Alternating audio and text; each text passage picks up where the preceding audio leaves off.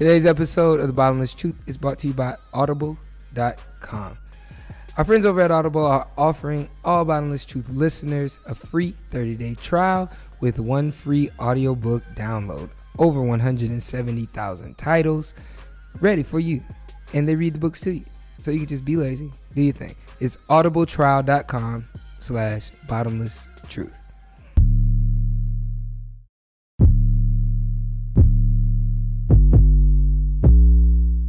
You want answers? I think I'm entitled. You want answers? I want the truth! You can't handle the truth. I feel sorry for you people that don't drink. I mean it, because when you wake up in the morning, that's as good as you're going to feel all day. The truth shall set you free. Handle the truth. You, me, or nobody is gonna hit as hard as life. But it ain't about how hard you hit. It's about how hard you can get hit and keep moving forward. How much you can take and keep moving forward. Say what? That's Just how- say it. I want to hear you say it. Just say it! Just tell me the truth! Handle the truth. The plan is to educate and entertain? Yep, And we pulling up something? you got it. Well, we're going to call it The Bottomless Truth with CD and Juice.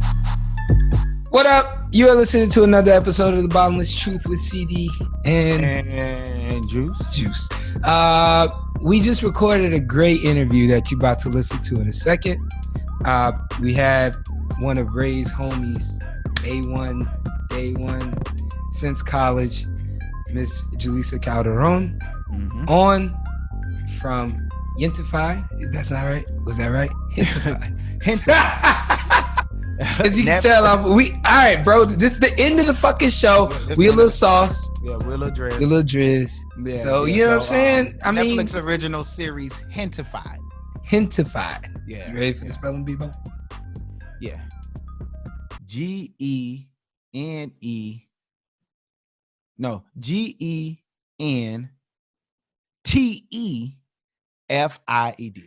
Ding, ding, ding, ding, ding, ding, ding, ding, ding. Yeah. And she plays Yessika in the show. Jessica. Mhm. She's the activist, the radical, the one that's just really trying to save a community, man. So in Boyle Heights. So y'all check it out, man. It's a great, outstanding show. I'm extremely proud of it. It's crazy, man. She's done some great things. We talk about her journey to LA, talk about some interesting things that she's seen since she's been there. She bumped into Robert De Niro at a party and also got a free car from a nigga. Yeah.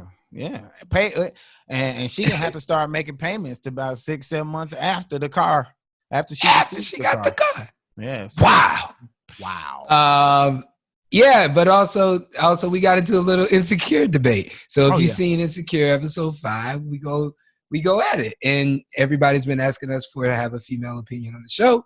Boom. You don't just have a female opinion, you have a professional opinion. Because she's in And it. an avid fan of the show. She's a big fan of Insecure. Yeah.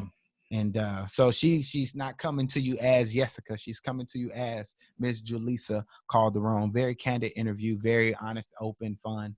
And I think you guys, the truth crew, are really going to enjoy it. Yeah, man. So can't wait.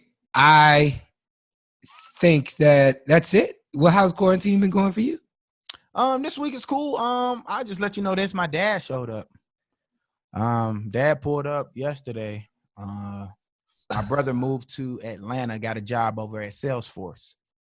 Yeah. Right. So my dad helped move him down. So my brother Anthony, he's back in the city. You know, he graduated from Morehouse and everything. So my dad and my youngest brother at 17, they came to, help Anthony transition, move back to the A. So they pulled up to the house yesterday. It was real cool seeing them. So that's really what I've been on. I think they're going to pull up tomorrow. We're going to have like a family barbecue kind of thing. So that's kind of like the newly thing that has happened since last week's episode. I ain't seen my dad since I see him like every 3 years, I guess. I don't know. So that's what's going on. Oh, and Taylor met him for the first time. So that was cool.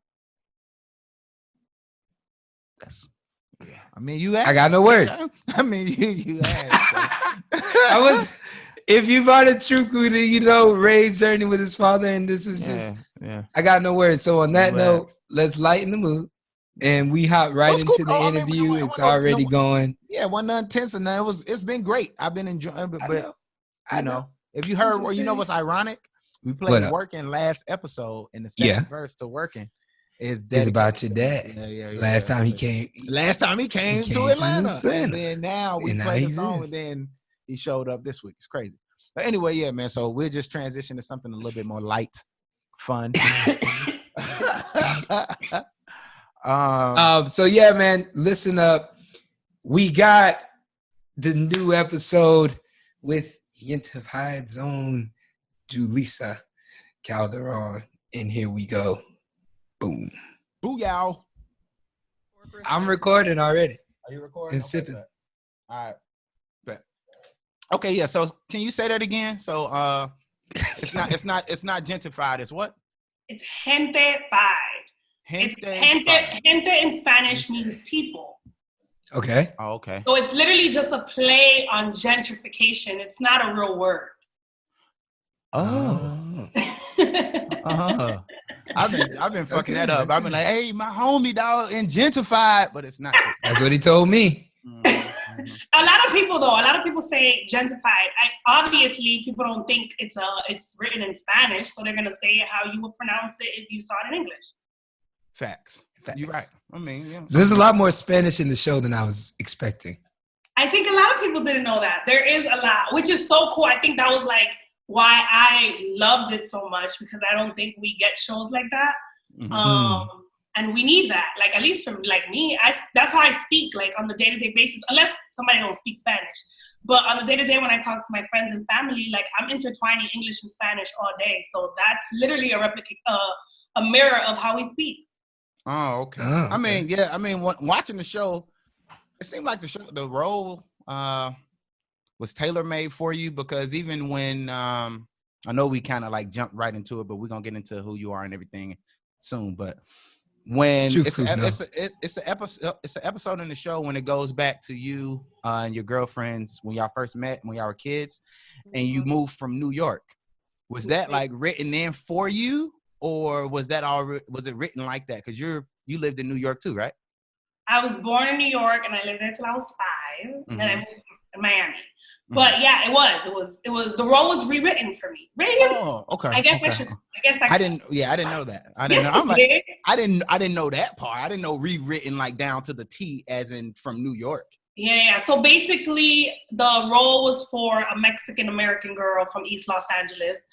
I don't sound like a Mexican East LA girl. And so they passed on me twice. I went in for the first audition and they were like, yeah, she don't fit like what we like, whatever. Mm-hmm. They called me back about a month later. They had like pin in the Hollywood world means they held someone, right?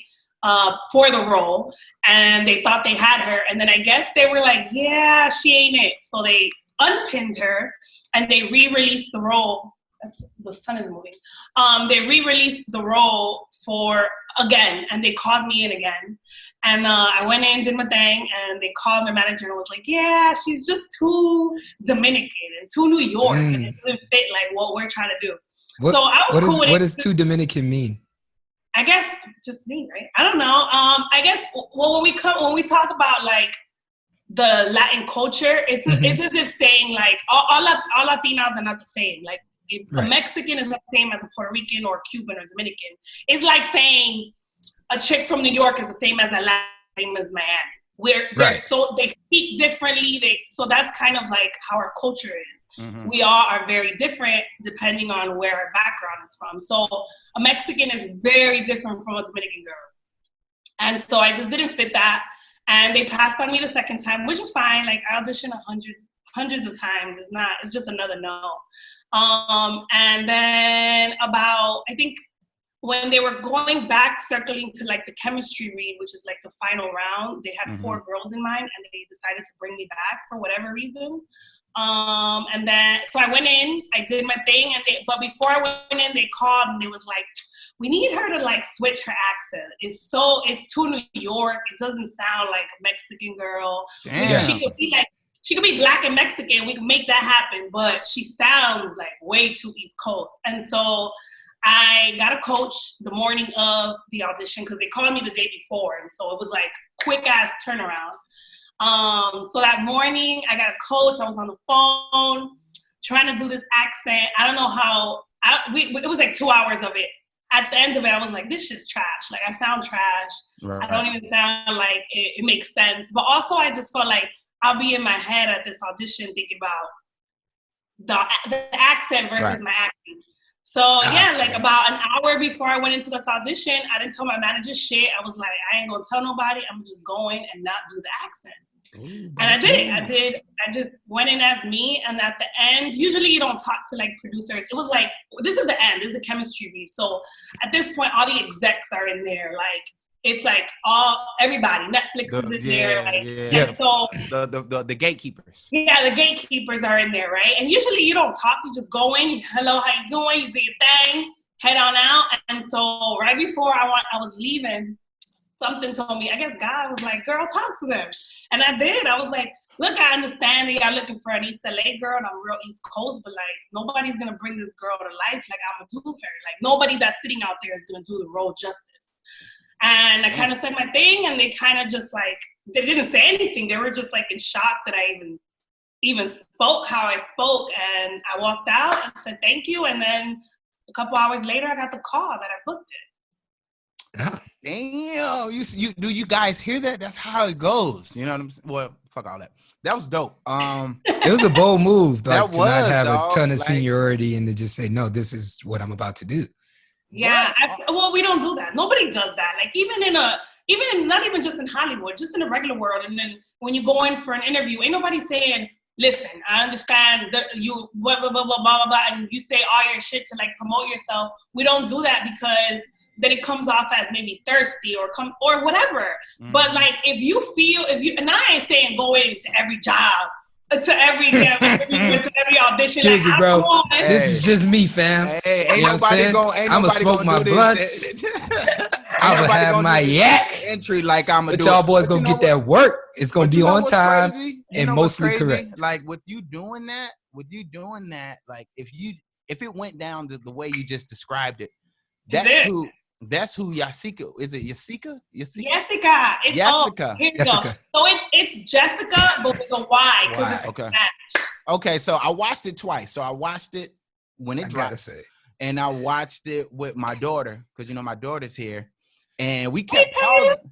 Yes. Watched it with Taylor? Okay. Yeah, I watched it with Taylor because I thought it was kid friendly, So although I had like a few cuss words and stuff, but it's cool. It was kid friendly. But people pronounced it different ways in the show as Yessika, and then people would do it with a heavy Spanish accent, and I'm like, Taylor, what do you think the name is? And she was like, I think it's Yessika, and then I was like, I think it's Yessika. And so we were just going back and forth. So it's Yessika, correct? It's just with a Y. Like Latino people, I don't know why they put Y's instead of J's and shit. I don't know.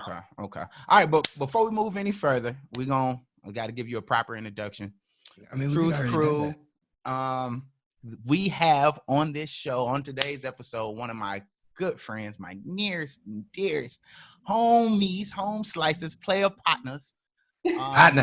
We met at University of Florida. All three of us attended UF. He got his shirt on. I got my little yeah. I was like, I put on my Gator shirt. I don't know if the superstar got anything Gator right here. Oh, you're yeah. That's the best Gator thing. That's the best Gator thing. Perfect. Agrees. But yeah, we have Miss Julissa Calderon on the show. And I know we started the episode talking about her latest and most recent project, which is Netflix's new series, Gentefied. And it is a show about a small Hispanic family, Latino family, right in the heart of LA in Boyle Heights. And they're just trying to improve their business. They're trying to get, more sales and just more traffic, but they want to stick to community roots.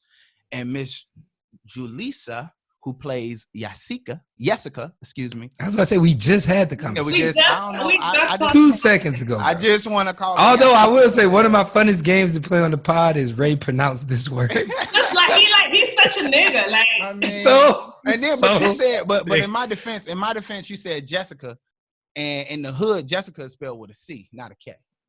oh yeah. Well, I'm telling you, like, Hey, I will say Mexicans so- be switching it up. You're right. You're Yeah, right. so I mean, Yessika in the hood is Yessika. So it definitely is. I'm from 100%. Matter I'm of fact, I think I know a Yessika. When you talk about Atlanta hoods, we talk about Boyle Heights. They don't say it like that. Right. So Miss Yessika, she plays the activist. She's the activist in the show. Very strong. You know, she's a very, very strong lead. So when she described how she got the role, talking to the producers and the gatekeepers, it's surprising because to me, that is what the character embodied. Like almost every scene outside of the ones when she was intimate in her girlfriend, because Yessika is a lesbian in the show.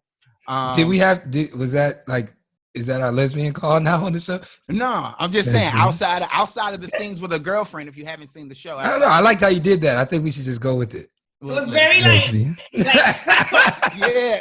I mean, because if they're hearing this the first time, I mean, not only are you an activist in the show, and not only are you, proud of your culture and trying to save the community, but you're also a lesbian. So there's a lot of things that you were trying to, stand behind and promote, and just be on the front lines of.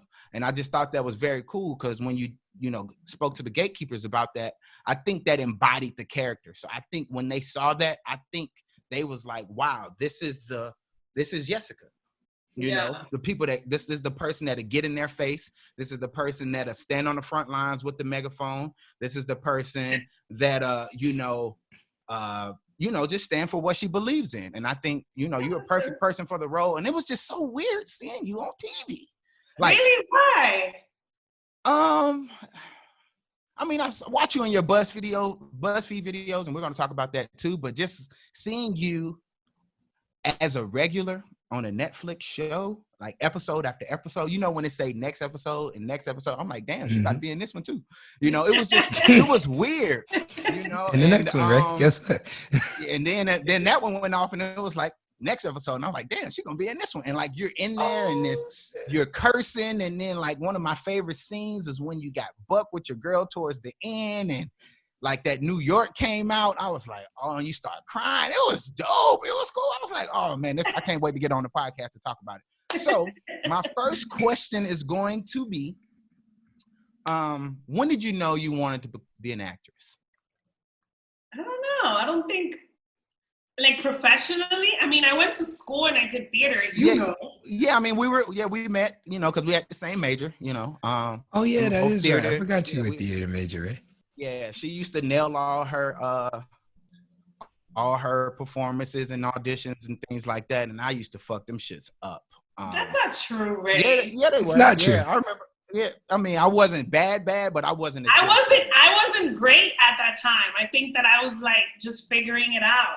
I think I was kind of like intimidated by like the people that were there, like at that school and what they were doing, because they were like, what is it when you're like a BFA, which is like a Bachelor of Fine Art. Yeah, and it's like different. It's like you're dedicated, and I didn't because I was double majoring. So I feel like that intimidated me. Well, but I don't even know what they're doing now. So they probably ain't doing what they probably working at one of the top. They ain't on Netflix. They ain't on Netflix. I tell you that. I feel like it was really intimidating. I think I did shit when I was a kid though. I was always in like chorus and like the school plays. I did that until I got to high school. In high school, I stopped. I literally just like stopped doing anything that had to do with like the arts because I wanted to be cool. And I'm from the hood. In the hood, you ain't cool if you like doing those things. You cool if you just a popular girl. So I was cool the popular girl instead of doing that. And then when I got to college, I went in as a pre-med. I didn't know that.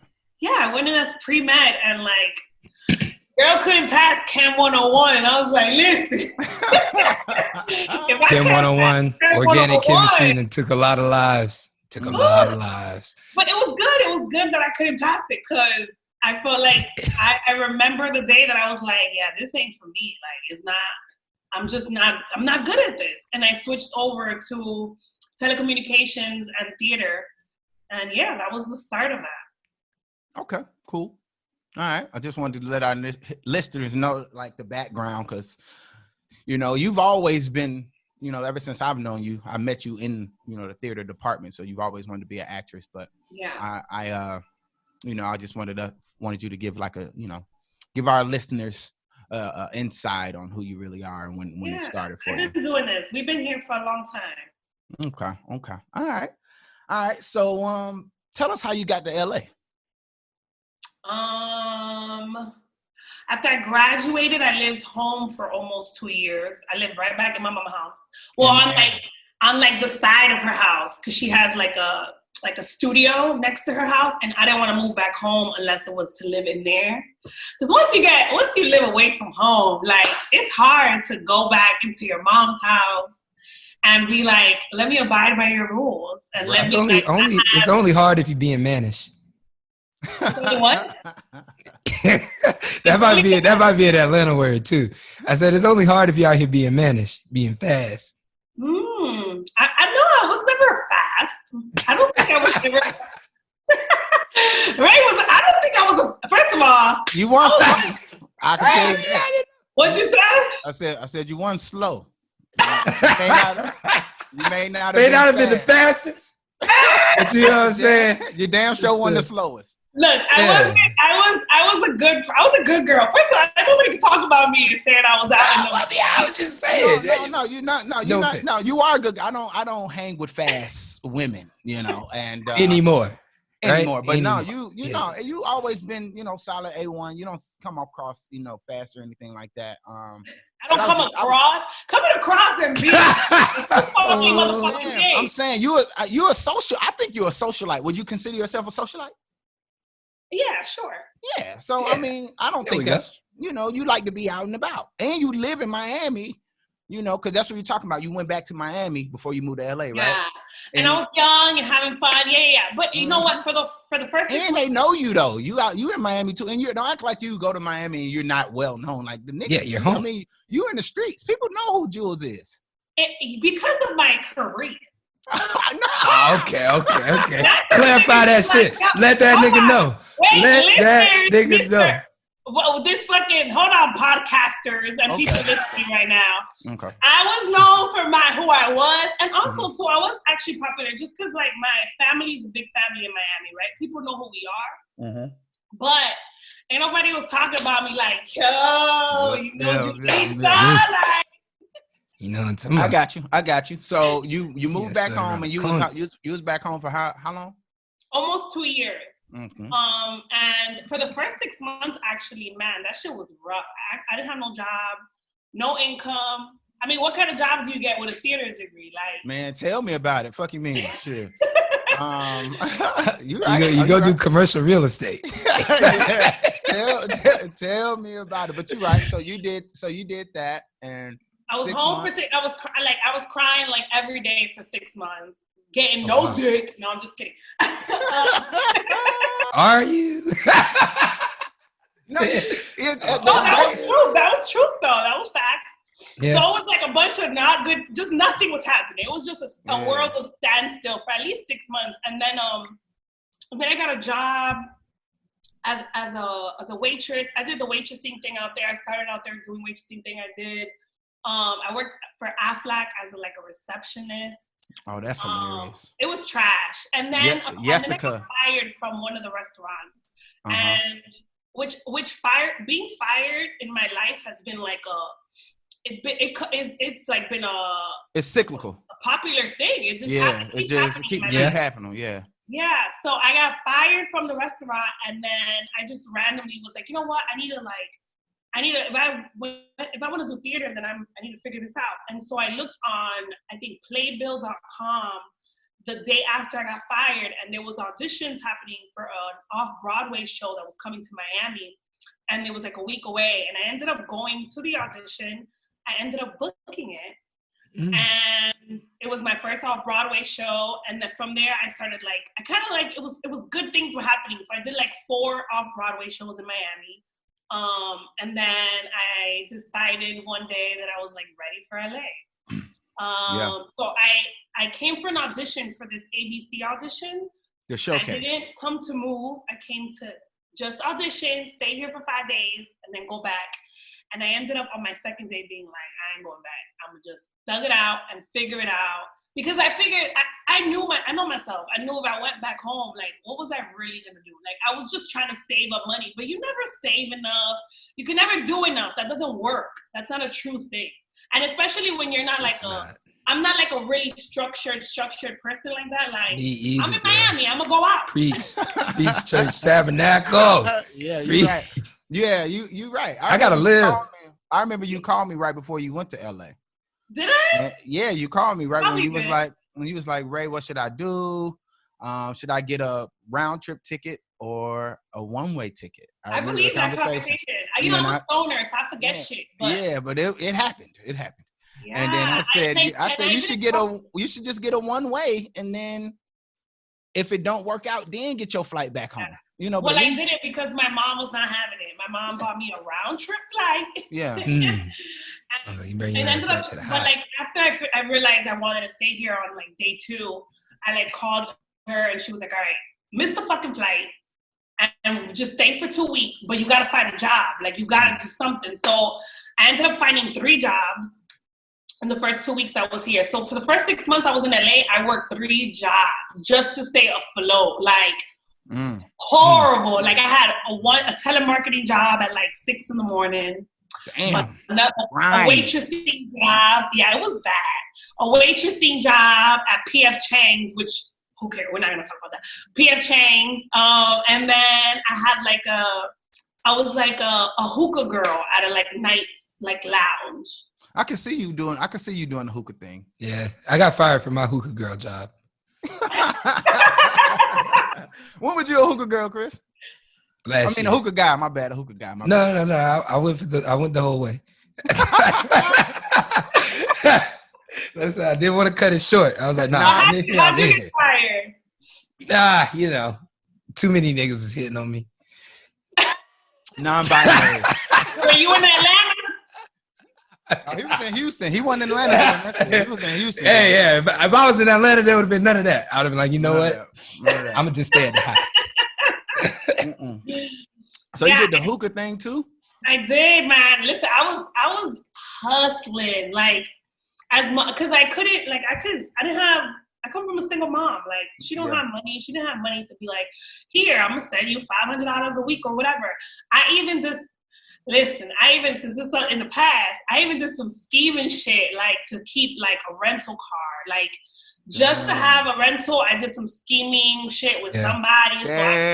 Scheming. Niggas be having the rental car schemes on deck though. Oh, that's always like. I never knew about that. Yeah. Oh yeah. That's like one of the hood's finest tricks right there. Mm-hmm. All you need is one homie that's in the door. Yeah, it was. Thank God for the guy. I mean, I ended up scheming him too because I ended up not paying him. But you can't call the cops on me. Has he hit you up since you done blew up? No, are you kidding me? He ain't hit you? Oh shit, I would have hit you immediately. Hey, run me my money. Nah, he need that 100. Like, he what it was. Mm-hmm. Well, I mean, like you said, you got to do what you got to do. I mean, you know. I did, yeah, for sure, and I did, and then thankfully, God sent me this really nice man, and this really nice man bought me a car, and yeah, both of y'all faces. That kind of shit don't happen to niggas. Bro. Never. It don't never happen. I've been tricking at hookah restaurants for a whole year. Not never. Damn, a whole car. A whole car. He was a really nice man. He was such a nice man.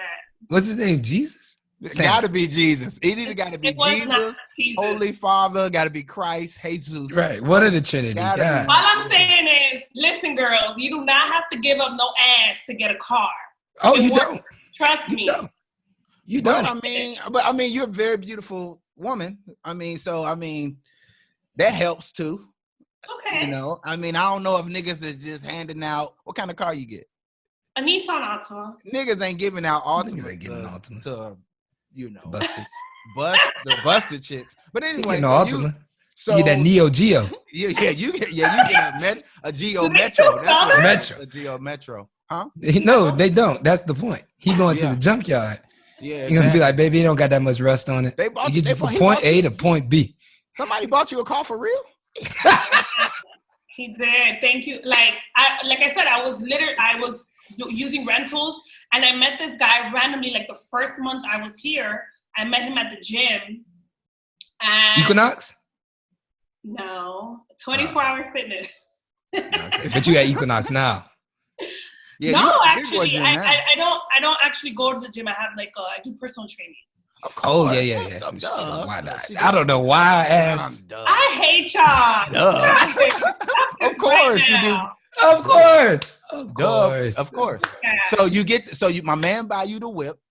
All Thank right. God. Thank God for him. Right. So I was on and popping. So I was able to have all these jobs and grind and do everything that I could do. Like it was like a blessing. It was like honestly a blessing. So yeah, I did that for 6 months, and then the next year rolled around, and I ended up the audition that I came here for originally. They do it every year. It's like an ABC showcase where they talk about like who's next up in Hollywood. We actually learned about it. My boy Omari auditioned for it too. Yes. So that's really why I came the first year. Didn't get it, obviously. My mind wasn't even in the right place. Then the second year rolls around, I was here, and I auditioned again, and I made it all the way. I got in. I did it. And that was like kind of the start of everything starting to brew, because like I got my first co-star from there on ABC's Revenge. I got my management through them. I got signed through them. So yeah, a lot of stuff happened because of that. So it happened after you got that car, shit started rolling in. So you really met a guardian angel. Oh, that's not.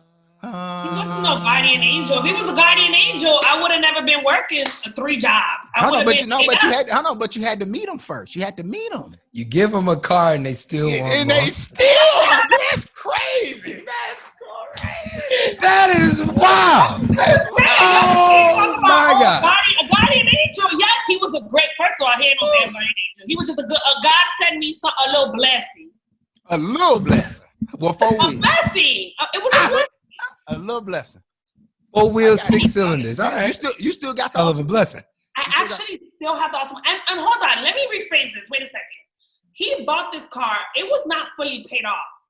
Mm-hmm. So he only paid off half the car and put the down payment and stuff. I still had to pay a few $1,000s on the car, like later, like when the payments started to roll in later. Oh yeah, like when it was time for you to finally make payments. Yes. I mean, that still sound pretty guardian angel-like to me. That's what I'm saying. It wasn't like handed over. I don't know, man. Ray, I get you. What's the last car you purchased? For somebody. For somebody. Well, that somebody will be me. And the first car I'm going to purchase for somebody will be Taylor once he turns. Right. Well, yeah, well, listen, you guys are saying this, but Ray, if you had the means, would you not purchase a car for a woman if you had the means? I just told you. It depends on the woman. She a woman.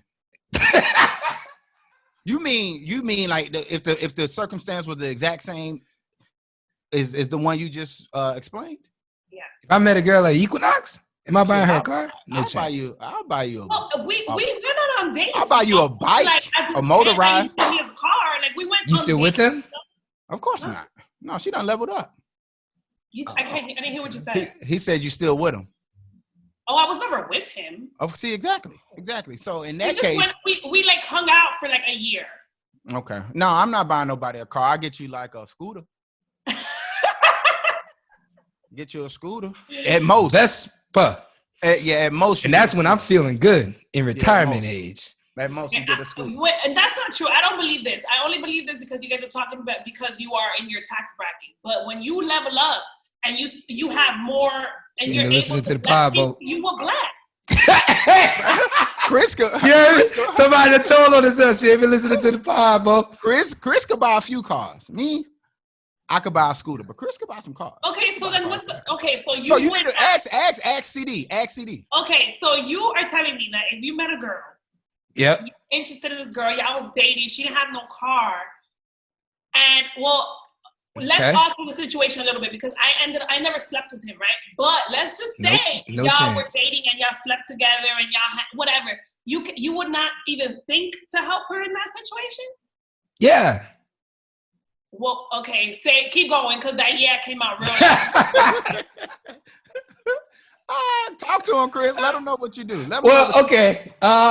This is a good question. I think that what it would take, I would have to think that there's a future with this person. I wouldn't do it because I hate fake nice guys. So I feel like this guy was doing it in hopes to get something from you. And that's why I got a real problem with it. But that's just, so I wouldn't do that. It would be a scenario where I see a real future with this person. Then yeah, probably. Okay.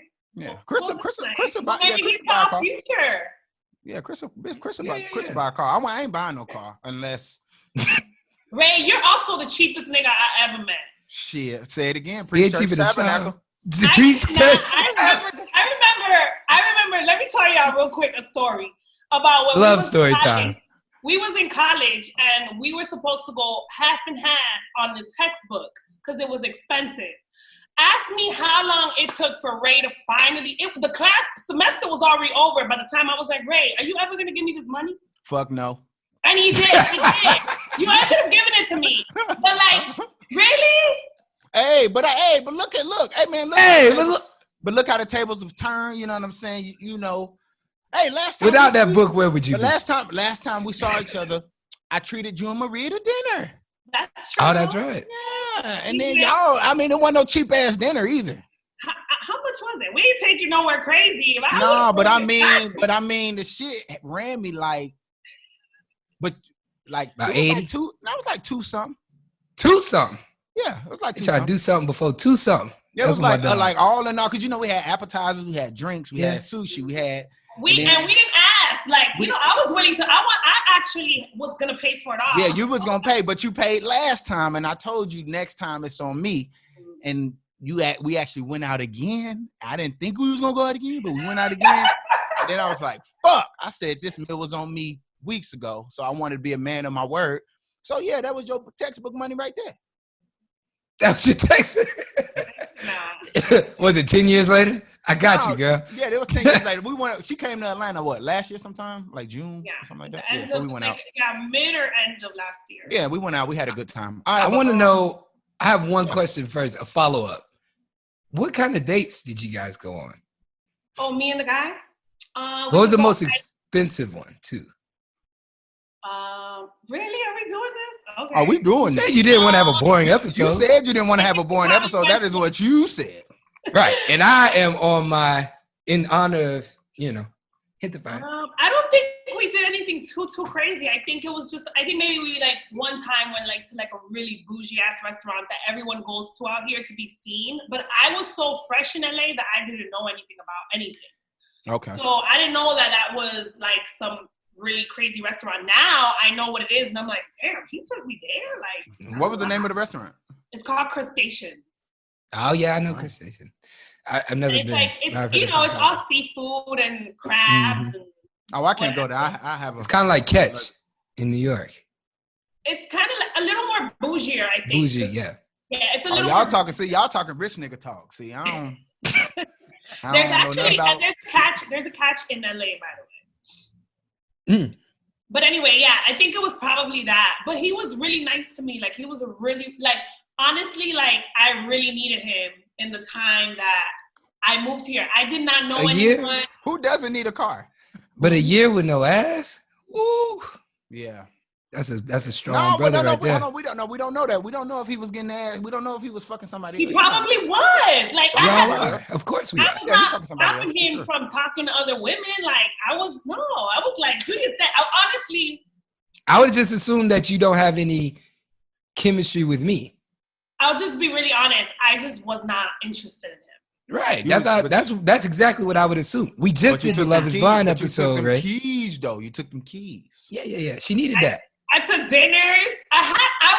Listen, did I tell you I was broke? I had just got here. Yeah, you did say you was doing some scams. You know what? If I ever run into him again, I'm a single woman, so I would offer him a beautiful night out with no ass.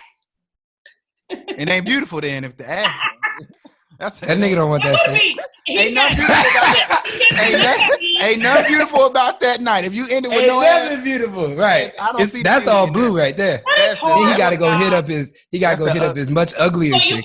y'all can't go out with a woman and her look beautiful and take you out on a really nice Not if I bought him a car.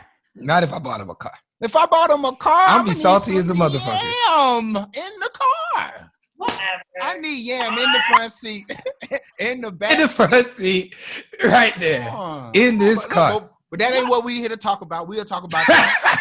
Whatever. I'm done with both of y'all talking. We're here to talk about that. I hope my man listening. I hope the guardian angel We need to be listen. clapping cheeks. I'm on your side, guardian angel. I'm on your side. We don't even have to know your name. I feel you though. I wish him well. I hope he's doing well. I'm with you though. R.I.P. to you, brother. Yeah, We're gonna put one. I'll put some flowers out by your grave because I know that you are hurt. Yeah, he hurt. He's not hurt. You crazy as hell. Hurt. When that Netflix show came out, he probably Ray telling you crazy as hell. you crazy. He probably threw something at the TV when he saw He's you. Shut up, not little funny. Tim. He's fine. He could buy 10 more bitches. Like, he ain't worried about me. He wanted you. He wanted you. If you stick around for a year, he wanted you. Yeah, I agree. I feel like he's fine. You think so? Yeah. No, You only saying If he really wanted me, he would have told me, like, yo, listen. you're only saying that because you fine. You done leveled up, so you just that's why you saying that. Because now you can meet him. Because now you got a few dollars. Mm-hmm. Now You just said you could take him to crustacean. I would love to. I would honestly take him. I would buy him whatever, not whatever. But I ain't buying his ass no car. That's for damn sure. But I will treat him to a really nice dinner and pop a bottle of some boobs if he wants it. Like, I'm gonna need like 4 pair of J's. I like your I'm gonna style. need some Yeezys. I'm gonna need Definitely some listen, Yeezys. my boy works for Yeezy. That's not a thing. That's the plug. I've been trying to get the Boost 350s. I'll send the cash out right now. You feel? My birthday. Oh, that's the one who did the Dominican shoes?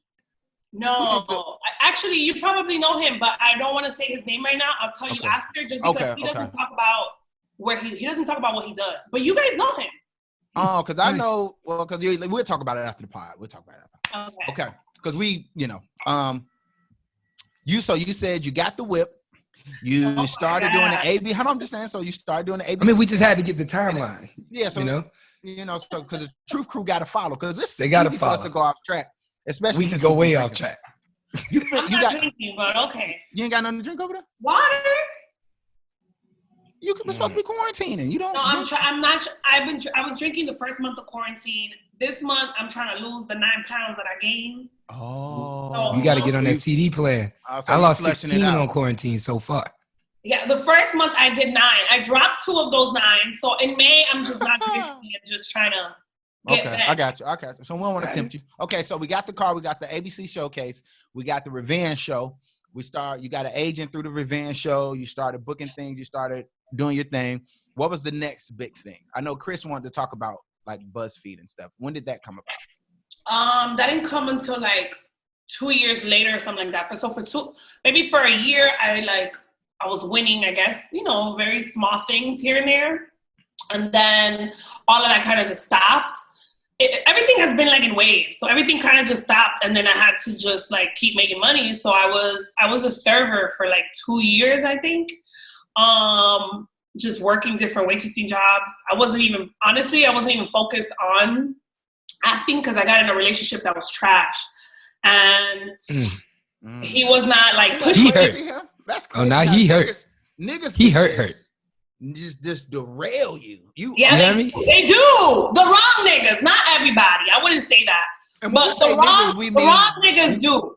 We mean male and female because nigga is synonymous to both men and women. Anybody could derail you if they not also focused on their shit. Like, you gotta, what happened? Wait. Something just came to mind. What? So you got a call from guy A, but then got in a relationship with guy B? Oh, yeah. He did no CarMax. You need your He ain't ass even, whooped. that nigga ain't even visit a CarMax website. You need your ass whooped. First of all, I thought we was talking about. Okay, my bad. You right. Okay, you right. All right. All right, so what happened there? That's That's it. why you don't do podcasts with people that know you. Yeah, you right. Continue. You right. Continue. You're right. Continue. We appreciate you. We appreciate you doing this podcast too. Yeah. Very much. Yeah. So I got in a relationship that shit kind of like just threw everything off a little bit. And then once I got out of that relationship, I started I went back into focus mode, but I was also just trying to make money. I started working at a really, really bougie ass restaurant, and in one of the richest cities in LA called Brentwood. That's where OJ lived. Yes. Yeah. Okay.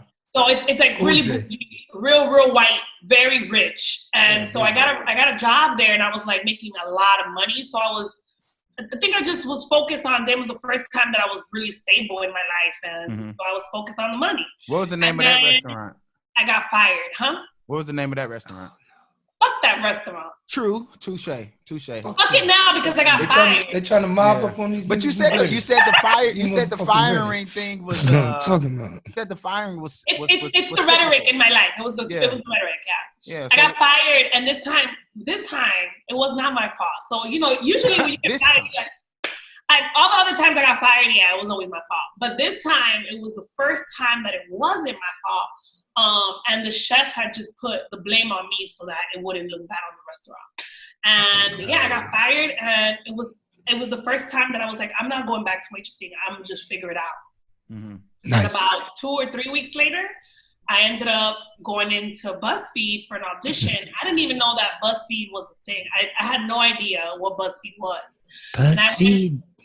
I went in for an audition, and then as I was leaving the audition, this guy stops me. All my stories be sounding fake. I swear to God. It's always a guy too. I mean, it's always a guy.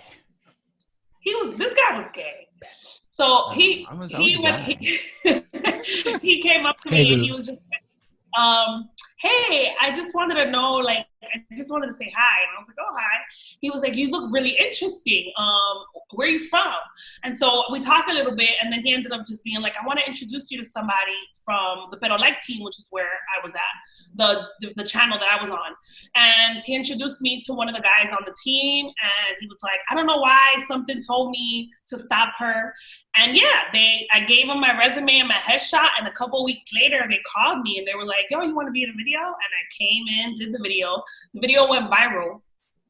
And for whatever reason, in the comments, everyone kept talking about this one specific part, which was the part that I was in. So they just kept calling me back and kept using me until they finally were like, yo, do you want to do this full time?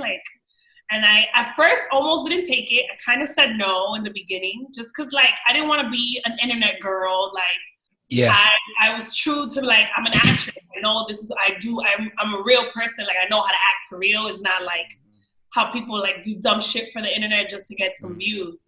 But I ended up finally taking it after they asked me a few times, and then that was it.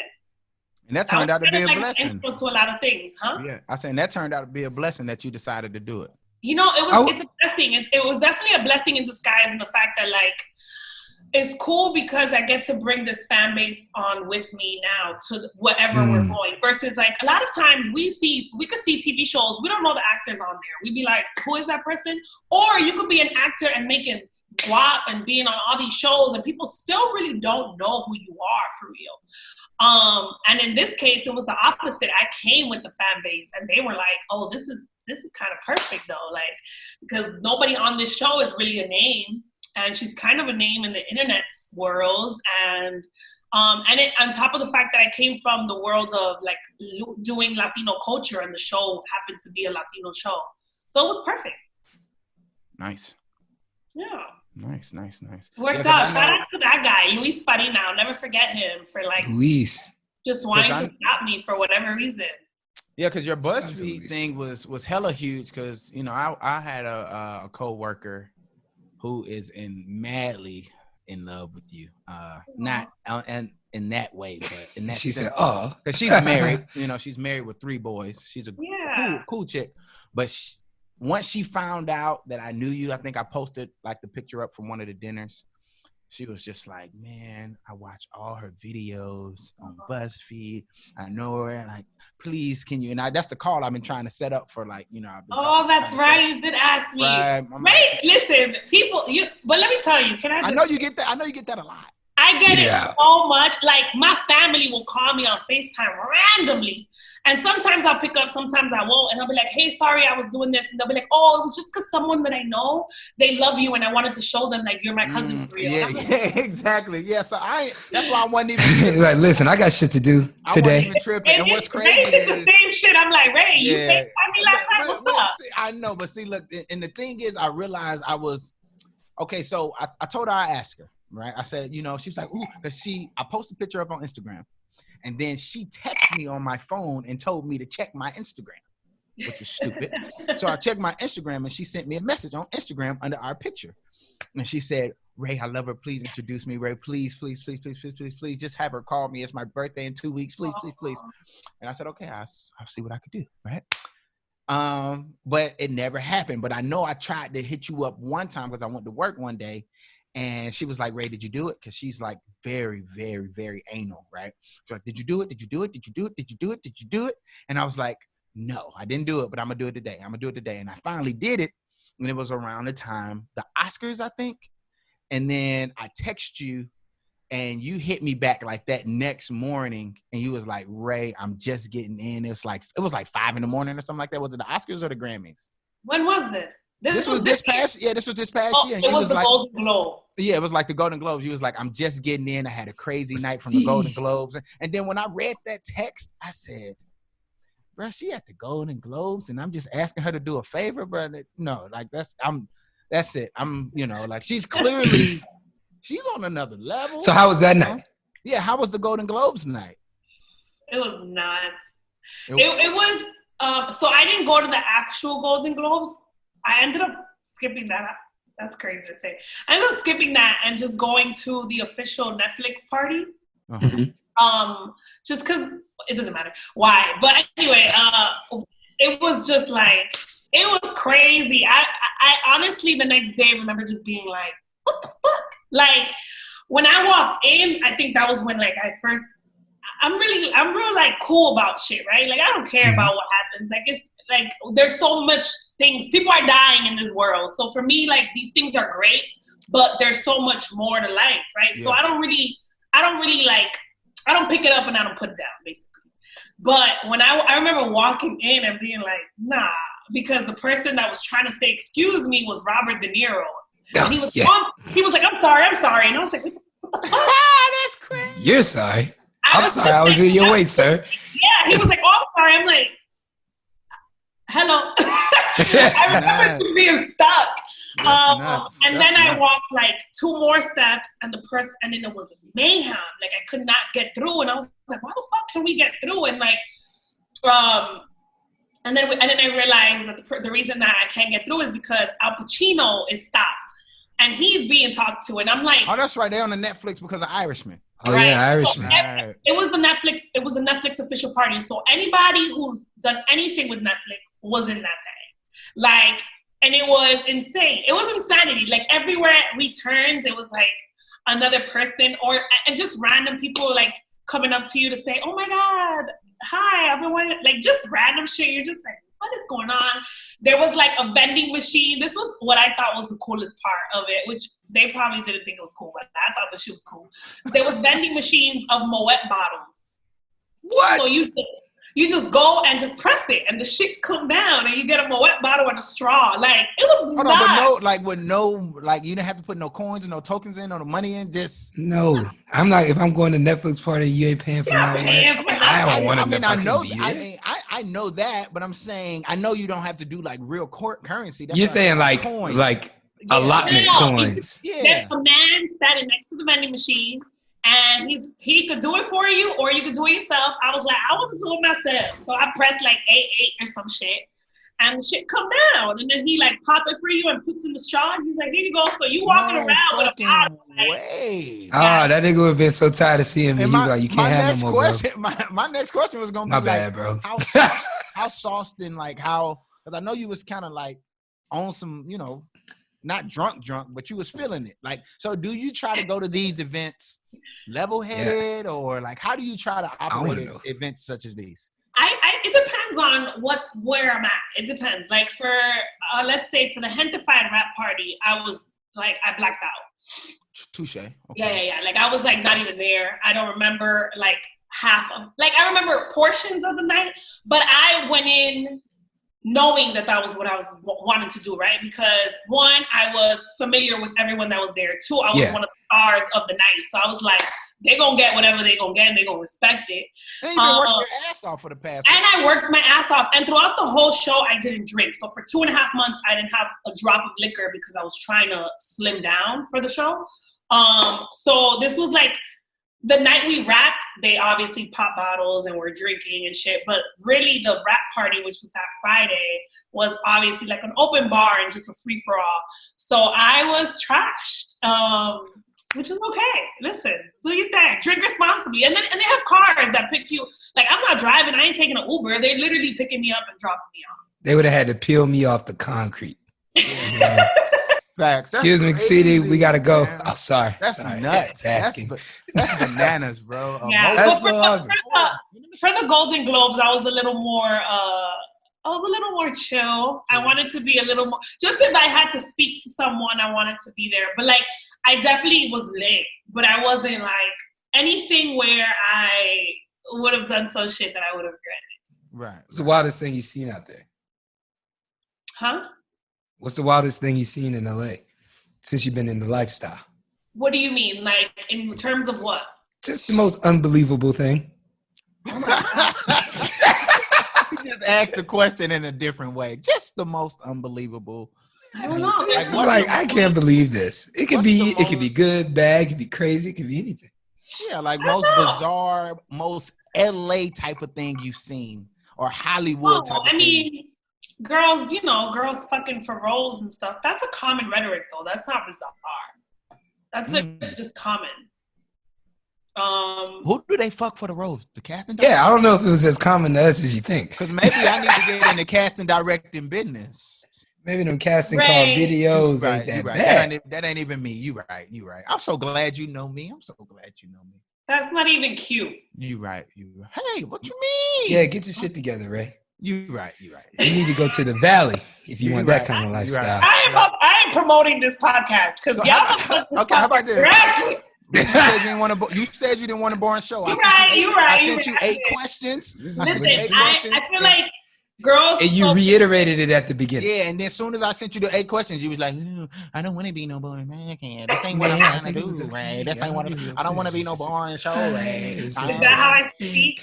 Nah, I mean that's how Yessika speaks. But to piggyback off Chris' question real quick, what's the most wildest party or function, or like what's the most LA Hollywood event you've been to? Like, this is so like LA. This is LA.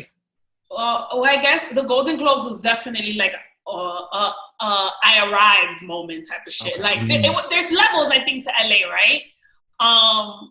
I think that's like the bougiest of the who's who in Hollywood. But there was one night where that's funny. I'm gonna edit some part of this night because it's too much. But yeah, edit away. Where I was still serving at the restaurant, and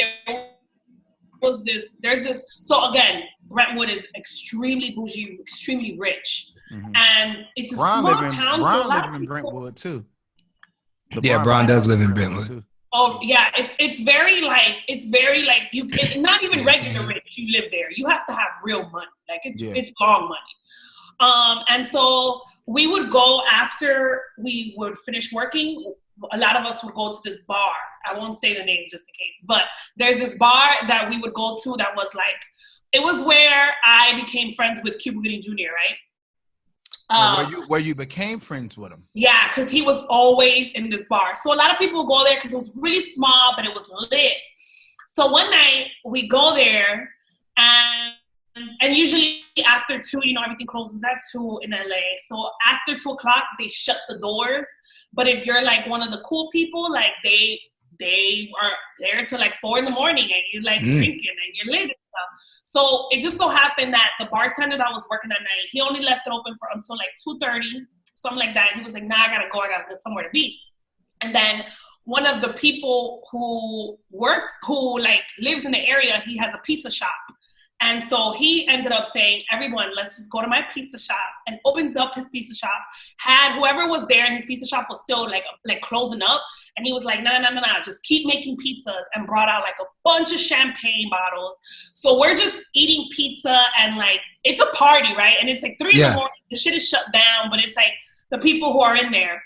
And afterwards, we kind of just didn't want to, like, some people just didn't want to stop the party. It was like 5 in the morning.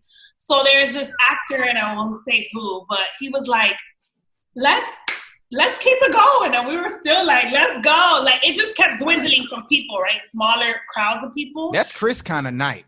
My kind of night. No, it was like one of the best nights I think I've ever had in Los Angeles. Like, I was literally dancing. I think I was like dancing with a pizza and a champagne, like just doing whatever, like doing the most. And then like that, I don't know if it's like that, but that's how I would have done it. Yeah. Y'all ain't having this pizza. That's crazy as fuck. What time did you get home? I'm gonna tell you, listen. Oh. So I ended up going to this person's house who had a house in the hills, and he was like, some of us, he only told like a few of us to go. So me and one of my best friends went, and we had a really crazy night. I did something that I never had done before, right? I did like a drug. I had never done I did a drug that I had never done before. And it was like an amazing fucking night. Like, we saw the sun like come up. That's good drug. The music was playing to like, I didn't get home until like 9 o'clock in the morning. Yeah. And it was like, I don't regret it. I will do it all over again. Even though somebody tried it, but you know, that's just guys. That's just LA, Hollywood, niggas. No, it's just guys for you when a bitch is hey, what's up? No, nigga, like, not happening. I'm drunk, but I'm still here. But that's what I'm saying. So it's like that. No, it's clear that you had not happening. Here, like it, because that's I think that's a beautiful thing. It's a common theme here. Yeah, so you're able to go out there, turn up, meet people, be in the same room with celebs, you know, Robert De Niro, Al Pacino, be at the pizza place, do all these things, try drugs, like you say, but still know that, hey, I'm here for a reason. You know, I'm here to get my acting shit off the ground. I'm here to, you know, to achieve my dreams and goals and aspirations. So although you're having a good time, you're still aware where you are, and you still make sure you don't get too messed up, too fucked up to derail that. Well, it also depends on who I'm with too, right? So the night this night in particular, I was with one of my best friends who I met here 5 years ago. Okay. Obsessed with her. Ray, you need to be here one day. But how she look? She ain't for you. Man, you motherfucker, what you mean she ain't for me? Ray, we're not doing this. Anyway. Okay. Ray been looking though, Bo. He's a nice guy. Come on, look at that smile. He'll make you laugh. You talk about gut churning laughter. You never experienced laughter like you. She black? She black? She's Colombian. Damn. Even better. I want to. What part of Colombia? She from Bogota, Cali? Latina girl. We just No, I know. But what I say is first, though. I said black first, and then I said Latino because they understand the struggle. You know, I gave you an order. Well, can she be an Afro-Latina where she's like, because I'm a black woman at the end of the day, I'm just a Spanish girl. What's up? Y'all look like y'all don't get it. I get it. I just been doing a lot of reading, and What do you? First of all, that looked like. Hold up. I just been doing a lot of reading. So because this is I want to ask you this, because you know what? Let's just screw these questions. We ain't gonna even abide by the questions because we knew that. But it's at the end of maybe episode 9, a Gentefied. When you got in an argument with your girlfriend, you said, "I'm just look at me like I'm the angry black girl." Boom! You said that. Okay. So when you said that, that's the first time you acknowledge that you was a black girl in a show that you've been promoting, you know, the whole Latino culture. So I want to know why you choose that moment to say that. Did you write, like, what about that? Because like you said, you're black, but the entire show you was promoting, you know, Latinos. So just give me your stance on that. Well, I'm a black woman at the end of the day, right? Mm-hmm. Although I didn't know this until I was a grown up. Okay. Because in my community, like, I'm from Carroll City, I'm from the hood, I'm from where Trick Daddy and Rick Ross are, right? Mm-hmm. 305. Yeah, Okay. The 305, the bottom. So I feel like in that growing up in that, I was not a black girl, because me and black girls, they was like, no, bitch, you ain't black, you can speak Spanish. And again, but that comes from like a mindset of not knowing, like, and not being like, really just not knowing, just not having knowledge on this. Until I got older and I was like, well, I can't check off like Hispanic on the race. Like, that is not a thing. It's either you white, you black, or you Asian, like, or Pacific. But if you looked at the census, those are like, yes, those are the races or the ethnicities. And then you have like ethnicities. Right, and then you have races first. Then you have races, and then you have like ethnicities. But I gotta check something off first. So you check. What did you check? Black, then Hispanic, or Latino. Okay. I'm just asking. Okay. I checked black.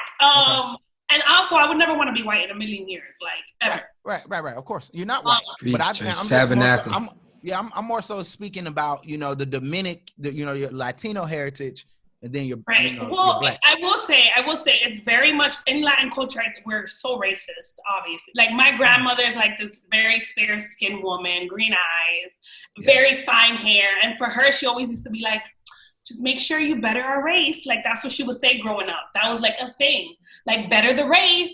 And I always like little black boys. And so growing up, they would always be like, Julissa, like, kind of like the little black boys. Like, wow. that's a thing. And I talk about it now because I think that we got to break them cycles, because that shit is not, it's stupid. It's ridiculous. Mm-hmm. But again, I didn't realize I was a black girl, I think, until I went to UF. What? So what, being around all the white people made you realize how black you really were? No, people were just looking at me like I was weird, right? I never had gotten so many people look at me like, why you look like that, but you sound like that, but you, like, it was just it didn't make sense. And also, I think my hair was a little different. My hair was very much like more. You came across as a nigga to me. I mean, that might be one of the things that gravitated me towards you. You know, because you got so much swag. I mean, if y'all may not know, well, y'all don't know Julissa, but you got swag like a nigga, like a black person. You know what I mean? And but I just had to ask you that because, you know, as a Latino American, right, and a Black American or African American, is there a culture or race that you identify with more? You know, I guess I would pick and choose different things. Like, a lot, you know what? Listen, I feel like in this last relationship I was in, when we talk about music, the last relationship I was in was 3 years, right? And there was a lot of times that he was from Virginia, a Southern boy. So he played me some shit from the 80s, and I would be like, I don't know that song.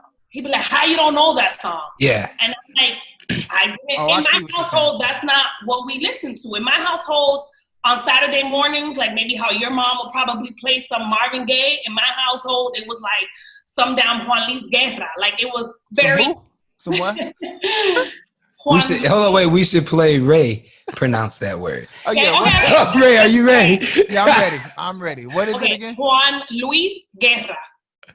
Juan Luis Guerra. I felt like I was spot on. No, Guerra. Okay. Juan Luis Guerra. I said R, Guerra. Yeah, it's probably these mics and the frequency you can't hear. Guerra. Juan Now, who is that? That's a popular what? Who's that? He is like the GOAT of music. Like he's this Dominican. The goat of all music? Huh?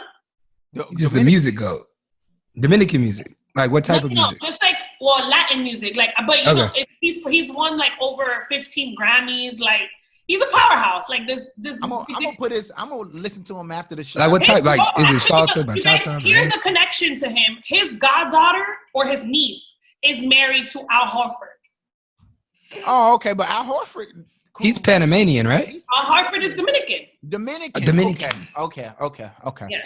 Okay, so just to kind of put him to the whatever. But again, so going back, like there's some things that I can say that I'm like, yeah, I don't know too much of the Black culture in that sense. You know what I mean? But then there's some things I'm like, yeah, like how you say, this is wild, but like how you just said, oh, Jesus, real swag, like I'm swagged out like a Black person. For me, I'd be saying that about dudes. I'm like, I date Black men, right? I don't really date Latin men.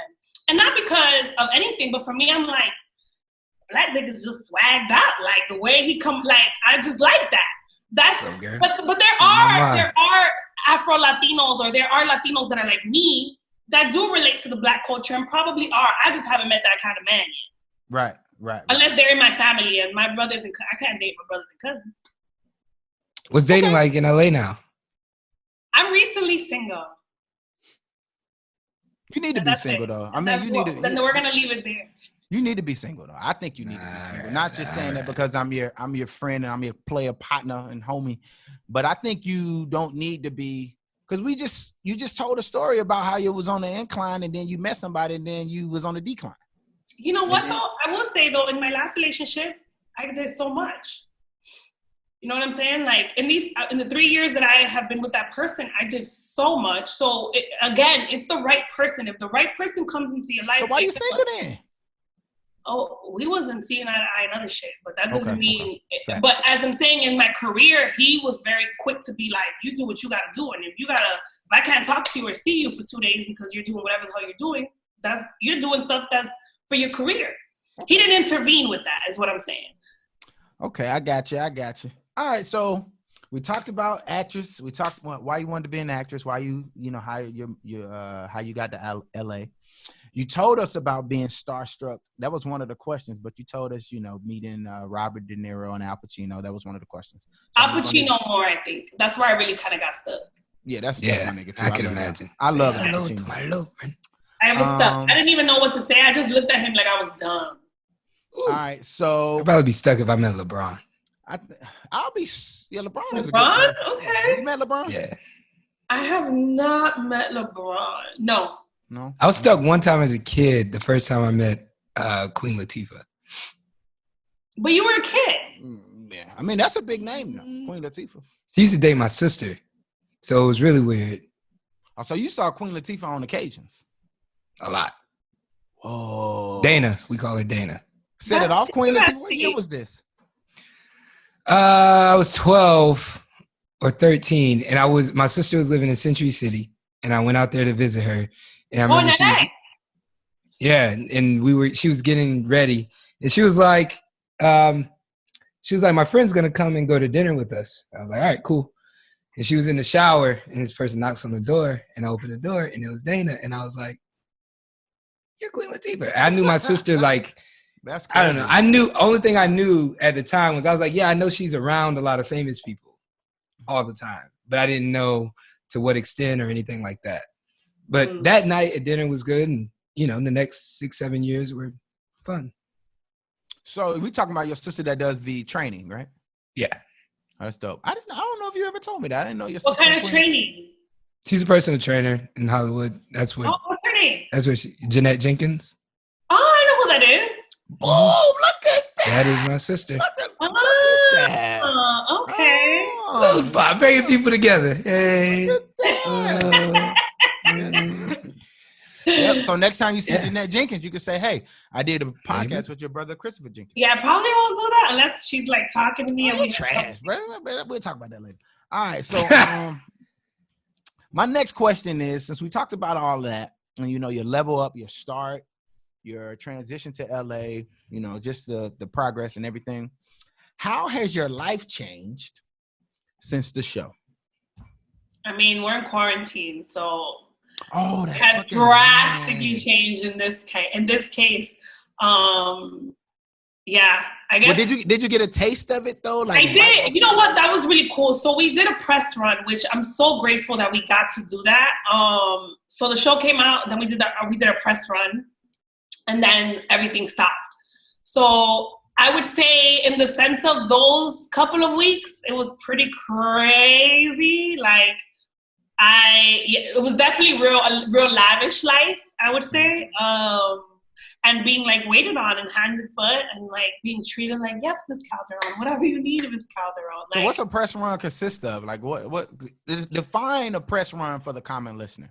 Okay, so we went to Washington, D.C. Some of us went to Miami, and then some of us went to Washington, D.C. And then we went to New York. And it's just basically going to different outlets. So I would say my day would start at maybe 5 o'clock in the morning. Of getting like makeup and hair done and wardrobe and all of that shit.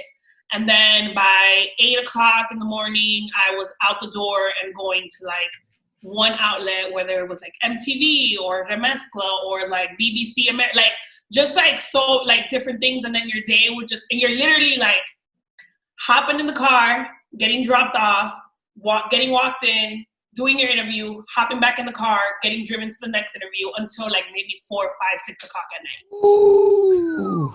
Damn. Yeah. By 4 o'clock, I'm like, what do you want to know? It's the same questions being asked, right? Because you're promoting this one project, so you just have to suck it up. And I was just so happy to be there. Like, I was like, this is crazy. I've never been on a press tour. So obviously I'm taking it all in and I'm really excited about it. I had my first paparazzi moment. I saw that paparazzi when they caught you with the boots on. I said, dog. They got my nigga. Look at my dog. Look at my dog. She got a paparazzi. Like, it was like, so that was real, like a candid shot. Yeah. I was getting out of my car and I was going to I don't remember what interview, but it's like somewhere where like it's where they always, you gotta stop at this place if you're going to do press in New York.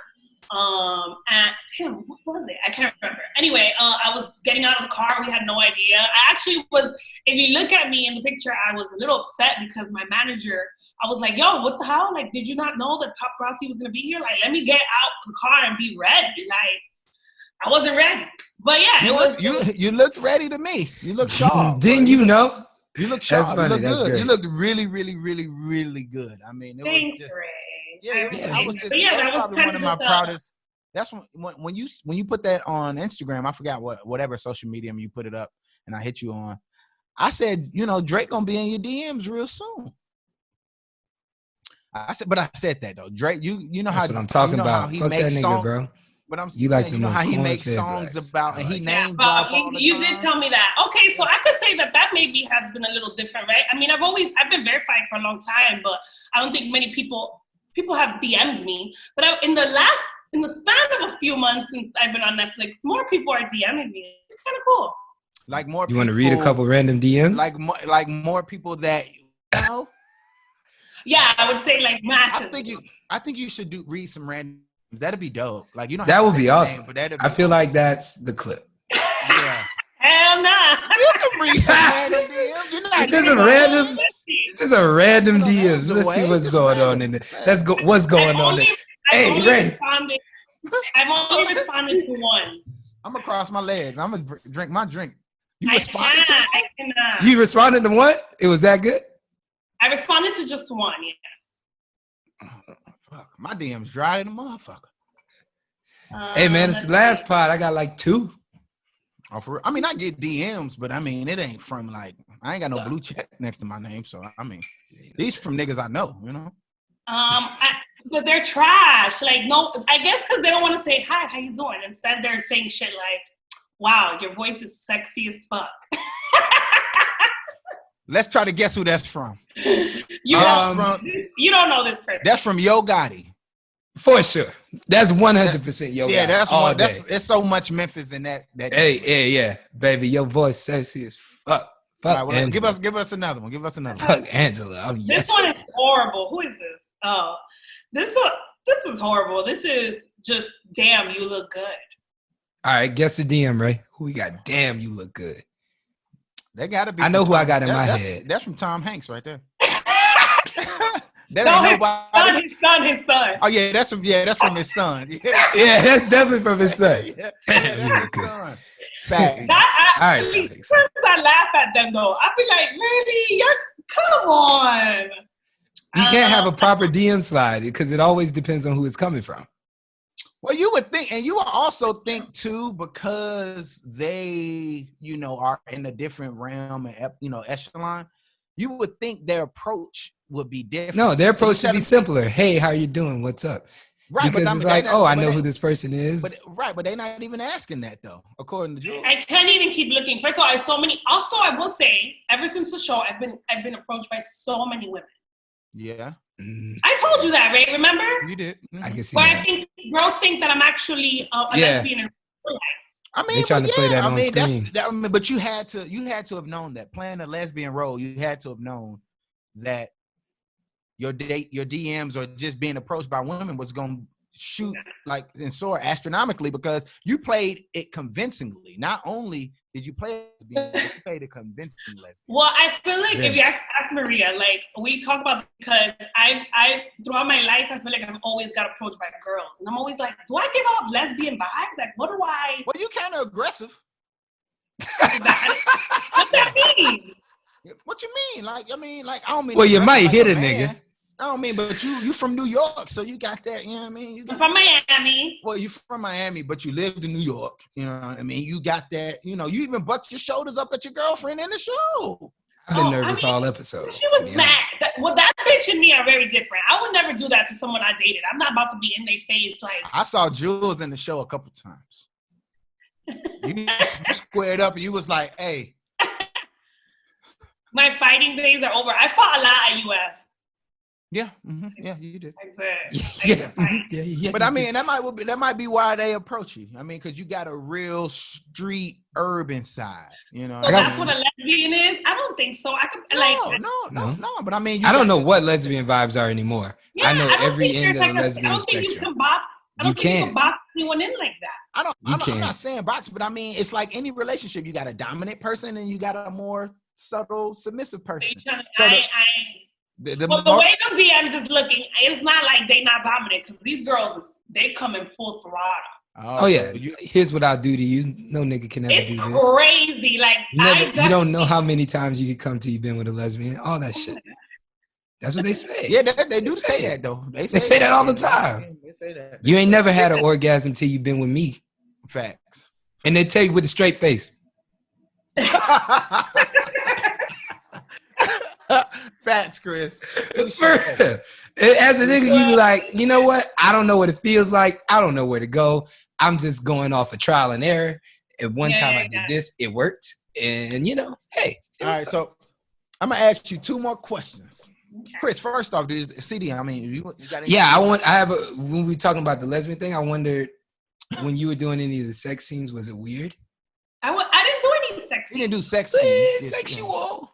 We had like a episode 4. I was like, because all I saw was like the beginning of the show, the first scene of Gentefied.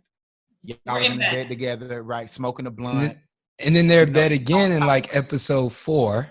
Yeah, y'all. There's another episode where she's like kissing me, and it's alluding to we're about to do it. And yeah. And then everything else is just like kissing. Yeah, you know what? I actually, after my mom talked to me about this. Like, so how do you feel? And I'm like, Mom, it's fine. And I could honestly say now, like looking back, I'm so happy that I did play a lesbian and that I wasn't playing a role of a straight woman with a man, because I'm attracted to men. And so I feel like it would have made me feel, although I'm not in the bed thinking, like, mind you, there's mad people in the room. Like, you're not, it does not feel how people think it does. You're on set, so many people, you're not even thinking sexually. You're like trying to get your lines right and trying to make sure you're listening to the director. But I still feel like, knowing the kind of girl I am, I would have been like, do I look cute? Like, my breath Yeah. And my leg, I even though I knew it would have been acting, I still would have been thinking like that. Whereas in this, as soon as the camera said cut, I was like, girl, let me tell you how. You know, like. Yeah. I'm very happy that I did play the role of a lesbian. It was way more comfortable than me probably being on set and kissing someone that I could have been actually attracted. Did you guys have an intimacy director or a coordinator? No? I was watching High Maintenance one day. I was wild smacked. And one episode was about an intimacy coordinator in shows. And she like sets up porn scenes, sex scenes, gets the camera angles, all these things. It's a job for that? Is somebody actually getting paid to do that? But it has, like, in ours, we didn't need that. But there's shows like on HBO, you know, that there's more like that you see a lot and you think it looks like soft porn. Like, there's usually someone on set that's like, put your leg here so we don't, because you're naked, you don't want to see some things. Like, put your leg here, and if you do this, and if you do this, then you're not going to see anything, you know. And she was mad ugly, and I was like, damn, this is interesting that she's the expert in intimacy. Okay, so tell me. But I was wild smacked, so I was just thinking all kind of shit. Don't mind me, Truth Crew. Y'all know me. Y'all know. That's crazy. What's High Maintenance? Is that a show? Yeah, it's on HBO. You gotta check it out, man. It's good. I'm gonna check it out. Let me ask you this though, and because we spoke about this earlier, you doing an ABC showcase, and I told you that he's been on a podcast before. Omari, he's an actor as well. He did the ABC showcase. He was going to be one of the finalists, but you know he didn't get selected or whatever. But he auditioned twice, I think, or 3 times. So he was almost selected, but he didn't make that final cut. But I know one thing that he has a problem doing is sometimes he gets offered, since we were talking about the lesbian thing, he gets offered like gay roles, you know, to audition for them. And he always says, you know, I'm not going to subject my character to doing something I don't want to do, and this and that and that and this and this and that and that and this. Do you think not auditioning for the role for Yessika, or just, you know, any other lesbian role that comes across, you know, your agent's desk or something like that, do you think that could hinder your career if you're not really where you want to be yet? Do you think Omari should be more open to it as a man, or what? Because he always says Denzel never played nobody who gay. Will Smith never played nobody who gay. That's what he always said. Will Smith kissed somebody in Hitch. That's what I said. In Wild Wild West, he put on a dress. He got like a lot of things that he's done. But you know what? What do you suggest? What do you think? I think that it depends on you. I can't really speak for everybody, because it's not. It's by person, and if you feel comfortable, then you should do it. And if you don't feel comfortable, don't do it. So somebody that I know actually auditioned for the girl who played my girlfriend, and when they called her back, she was like, oh shit, nah. Like, she didn't want to play the role of a lesbian, right? But she at least auditioned. She just wanted to see, like, what's up. But some people will do that. But then again, that's the thing. So then do you audition, and then those are the odds that if they do call you and say, actually, yeah, we want to see what's up, then what do you say? Okay. I will say that I did a pass on a project, right? Just because it was a lesbian role, and it wasn't because of that. It wasn't because it was just a lesbian role, obviously. But it was a lot. It was a lot of lesbian. In the audition, it was sexual things in the audition. And I was like, oh, so we about to be, and it was on it's a show that's on like a main, HBO Stars, those where there's definitely nudity in the contracts, and that's not something that you can say, I'm not doing this. I'm not willing to so, do it. Yeah. I was like, nah, I'm not good. A little change. I would say, Jules, if I turned on HBO one day and you was in one of those, I would definitely have to flip the channel. You're gonna flip the channel? Yeah, until you put some. And he's gonna text me and tell me what channel it's on. Yeah, I'm gonna text y'all. Let Chris know. But you are gonna flip the channel? I can't see you naked. I can't see you naked. Ray. Yeah, I'll tell him how it was. I don't believe that shit. You right. I'm not flipping the channel. You caught me. No, hey, I said no chance. I'm not. No chance. I'm not that man ain't gonna. That's still kind of. It might be weird though. It was weird looking at you kiss a girl. Yeah, it'd be weird. So I can see weird. That. And not only kiss a girl, you kissed a girl every episode. I mean, every Every time you were in the scene together, you went in for one kiss and then another kiss and then damn near another kiss. You was like, oh, I love you. Oh, I love you. I was like, what the fuck is she doing? But, you know, that's what the role fit for. That was your character. But as your friend, it was still weird to see. But at the same time, you did so well and it was very convincing that by the time I got to the end of the season, you know, the end of the episode, and I got a question too. You only had one more. I got two more questions. I was a little bit more acclimated to it. Okay. One, I want this question to be the last question. So since we stayed on Gentefied, I'm gonna ask you this. Niggas ain't shit. What we done told him 17 times what the motherfucker called. I'm from the hood, man. I'm from West Side. That motherfucker. Hey, next thing you know, on Gentefied when you was Yessika. All I need to know is what. Did you and your girl really break up in the show, or like it's over with, or we gotta wait to season 2, or we gotta wait? Because we didn't get no closure for that. None. Yeah. We got none. Because it's open ended for a reason. But why didn't you go to the? I mean, because I'm talking to the character. Yeah. Why didn't you go to her? Art exhibit. Yeah. What the fuck was that? I don't know. You're trash. Okay. I will say. I am definitely not like a lot of people are like, yeah, I saw you in her, and that was so similar. I'm not that hard. Like, especially for somebody that I care about or I'm in a relationship with. Like, I'm sometimes a sucker. So I feel like the way she just was moving, the way she just didn't care, the way she was like, I'm not showing up in the end, even after they broke up. Like, Julissa would have showed up just because. Yeah, I mean, is that something you asked the director, though? Did you read that scene and then you asked, like, the writers, hey, like, why am I not in the... Because if there's somebody that should have been there even before her mother, you should have been there. Like, why weren't you there?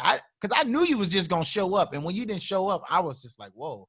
Everybody says the same thing. Like there's a part where she's on her phone, she's like scrolling and she sees pictures of us, and she turns around and she smiles and everyone's like, I thought it was you. Yeah. That's the same. Yeah. You know what? I honestly didn't ask because maybe now I would ask, but when I was in it, I didn't question what they did with Yessika because she was just like, ugh, like she is hard. She's just a hard girl. Yeah. I mean, and there was I did actually I'm lying. I did question one thing in the show, and I won't say what it was, but they did take it out. Because you got status. No, it wasn't status. It was really just like when you go to and you're like, listen, I feel this about this character. Like, I was invested. I'm invested. I also didn't want to be the villain. Like, I felt like what in this one piece that they took out, people were going to be like, fuck this girl. This girl's trash. Like you would have hated her. Like Molly. Like Molly's trash right now. Molly's so trash. So trash. Like, and honestly, if Molly gets taken off of the show, I would be like, cool. I would be cool too. Chris loves Molly. Chris I don't love Molly. I don't love Molly. All I said was, in regards to this fight that they're currently in, I get it. No, you get what? What is there to get about what she did? That is she is she is not self-aware. And she is so selfish. It is disgusting. It's bad. Like, she's not a friend. She doesn't know how to be a friend. She's not a friend. I'm trying to separate. So I agree with all of that. I'm trying to separate the persona of Molly from the act of what she did. Like, so me and Ray had this long argument last podcast around whether she should have asked Andrew for the headliner or not. And I was like, I get what she did. Issa wasn't giving me what I needed. I also said after this episode that Issa should have told Molly that she got help from Andrew, knowing that she didn't want her to in the first place. No, she don't, because the bitch ain't help her. No, she I know, but she could have been like, listen, I was talking to Nathan. He helped me out. I know I told you, and it's good. No, she lost me. If my best friend, we hear from a woman now. It's like on some shit. I'll make it right or wrong. She's been grinding. She's been grinding and been trying to do shit. And this block party didn't happen overnight. Issa's been trying to do this block party for a long time. So long. So you mean to tell me that I can easily just tell my boyfriend, yo, Issa needs whatever. New boyfriend. I'm not promising you the shit, but I'm just putting you. I'm at least gonna ask. Let it be known that the only reason that you know the nigga I got is because of Issa. She was introduced to Andrew through Nathan. Facts. So And she don't want to, but she don't want to fuck that up. Fact. That's not. You ever been in New Love? You ever been in New Love? She was fucking it up by herself for being the fucking stupid bitch that she was. Yeah, sure. But like in her head, she wasn't. So in her head, she's only going to fuck it up if she fucks up something with his job. Like I told you last week, Chris, it didn't have shit to do with Andrew. No, I mean, I'm just saying, right? Okay, I understand. Listen, I understand she didn't want to put them in connection. Cool. But now, if I did come to your nigga and I told you, yo, can you hook me up? And he said yes, and you wasn't a part of it, don't dare come up to me at my event. Yeah, I agree. She did it twice, though. She did it twice. She at both wanted of to the talk events. like, this ain't the day, bitch. It ain't This ain't the day. Call me tomorrow. Today and we can ain't talk the day. about it. But Oh no, not I today. agree that what Molly did post was shitty. Super shitty. I also agree that Issa going behind her back and asking Nathan because she knows Nathan likes him and he'll do whatever she needs him to do was also shitty. And I feel like people are discrediting that. It is shitty. You just said it was her best friend and she didn't want you to ask her man because she was like, I want these boundaries. So you was like, fuck your boundaries. I don't give a fuck about your relationship. But your boundaries make no sense. But that's not for you to decide. I'm telling you, I want the boundaries. What we don't know is, Issa didn't hit up Nathan to ask for this. Issa was just texting how we all do. Like, and when you're bored and you like want to talk to somebody, because that's what Issa does. Every season brings back an old nigga, right? She got issues. She did that. How about in that conversation, the block party came up? Issa didn't bring it up. Nathan brought it up. That's why I think it's even easier for Issa to mention it. Because she'd be like, listen, I was just talking to the nigga and he said he was going to do this. That's why I was like, that makes it that much easier for her to just say what happened. But it like none of that even really matters because Molly was just looking for a problem. It could be. She was. Stop going back to the personality, Ray. We talking about the actions. We all know Molly is a shitty person and we can agree to that. But we talking about the actions by non-shitty people. I'm saying if we want to look at the action, so let's look at the action. You said you was gonna do something for me. Molly said she was gonna ask. She said, "Okay, I will ask him." When it was time to ask him, Andrew gave Molly something that she was looking for and finally received, and used that as an excuse not to ask.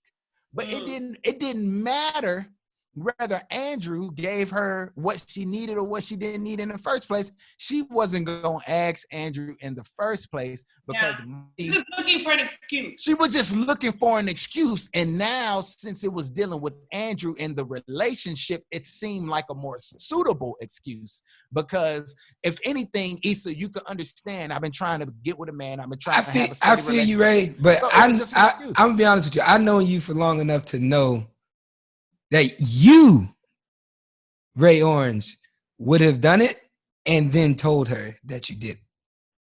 I would have done. If Nathan was like, I can help you out, and he asked you, and now you got Vince Staples. Yeah. If you were Issa, Ray, you would have texted Molly. Yeah, I would have told you. Yeah, I would have told you, Chris. That's all I'm saying. I'm just like, why the fuck wouldn't you tell her? Because now it feels like you shady, you going behind my back. No, because she knew Molly was going to trip. She knew Molly was going to trip. It doesn't matter, bro. It does if matter. You know she going to trip, you just let her trip before. Don't let her trip after. I'm planning a block party. I ain't got time to deal with this fucking foolishness. I really don't. I also think, just real quick, I just think that as a person who is really career focused and driven, which Molly is, and I am, right? I'm tunnel vision, right? I would assume that you would help this person because they're doing some shit for their career and not just some bullshit. Mm-hmm. Career takes precedence. But Molly's ego is so much bigger than her motherfucking forehead that she feels that she wants to be on top at all points. Because if y'all really notice, y'all are stupid as fuck. If y'all notice, throughout the fucking block party, she kept saying, "Wow, this is actually nice." Right? She kept. Yeah, she was throwing hella shade. Hella shade. But that's what I'm. But that's also why she. But the reason that you would say she did help is also the reason she probably didn't help, because she's super career oriented. She knows her man is, and if anything fucks up his career, she knows that their relationship is over. Because so what? That's what I'm saying. And she doesn't. Everything that Issa touches crumbles. This was the first thing Issa's done in 4 seasons that has not crumbled. That's why I fucked with you. Every nigga that Molly has got with, she's fucked it up. For sure. But they both shitty people. I don't think. No, they just people. I mean, a shitty person. I don't think Issa's a shitty person either. Like Issa. What was her big success in the show so far? She don't have the block. No, before that. What do you mean? Yeah, why she? But that's what I'm saying. You're like, we know that Molly done got a new job. She done leveled up. She done won a couple cases. And the only thing we know is Issa done got kicked out of her house. She done lost her man, cheated on the nigga. She done fucking walked out of the door and we got y'all. She done fucked up that relationship. So in Molly's head, she's like, bro, everything you touch gets fucked for some reason. But the Nathan shit. Molly got a different type of job. Like, and Molly uses that to her advantage. You can't. I know. I'm just. You can't. Molly, that's like me saying, Chris, what is it that you do? I'm in business development. Okay, yeah, exactly. Business development. It's a totally different job than what I got. And if you tell me, oh, well, you leveled up, you got a new job, but Ray did it, and it's like, well, y'all in 2 different fields. We 2 different fields, and you shitting on me, Chris, and you use it to your advantage. You use the fact that you're able to buy a female a car and you're able to level up. I'm using that against you. That's how we do that. No, but I'm just saying that's what Molly's doing with Issa. That's exactly right. I understand both sides. I'm just trying to look from the lens of Molly. That's why. And the lens of Molly would say that nothing goes right with Issa, so I can't put my man in that situation. That's not why she did that. That's not why she said no. She hated. Why she said no? I mean, she hated on Issa. She said no because they weren't in a good place. And she felt like being a bitch. And that's how women are. We're catty as fuck. We be going tit for tat. That's what she did. She was like, I ain't fucking with her right now anyway, so I ain't about to say shit. Nope. And if they were in a good place, she probably would have. But she's also just a hater.